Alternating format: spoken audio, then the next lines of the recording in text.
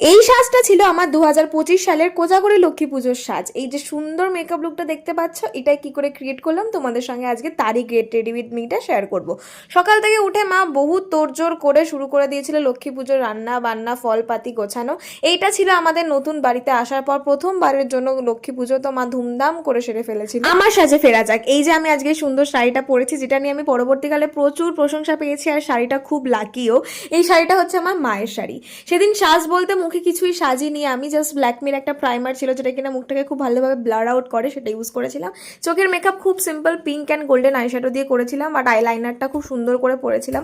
সঙ্গে পরেছিলাম কাজল আর টকটকে পিঙ্ক কালারের একটা লিপস্টিক। দিন সকাল থেকে মা, জেঠিমা, কাকিমা সবাই উপোস ছিল, তো আমাকে শাড়ি পরিয়ে দেওয়ার মতো কেউ ছিল না। আমি নিজে পরেছিলাম সেদিনকে শাড়িটা, পুরো লুকটাই ছিল আমার নিজের। একদমই ভালোভাবে পরতে পারি না, যা পেরেছি পরেছি। আর হ্যাঁ, আমার আজকের লুকের মেন অ্যাট্রাকটিভ পার্ট ছিল এই কানের দুলটা, যেটা কিনা সেই ডিসেম্বর মাসে আমার গৃহপ্রবেশের সময় আমি কিনেছিলাম, কিন্তু পরে ওঠা হয়নি। বাট লক্ষ্মী পুজোতে আমি পরলাম।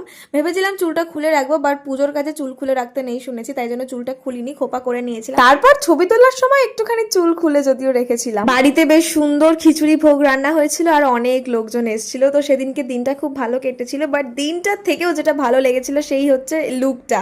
এত অসাধারণ সুন্দর লুকটা কাম আউট হয়েছিল, আর তোমরা ভীষণ প্রশংসা করেছো।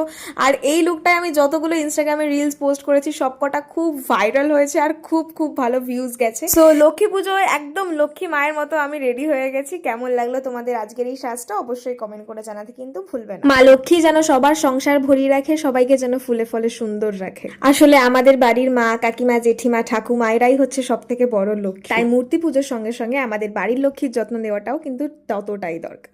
তোমাদের সঙ্গে দেখা হচ্ছে পরবর্তী কোনো ভিডিওতে। আজকের মতো টাটা। সাজটা কেমন লাগলো কমেন্টে জানি।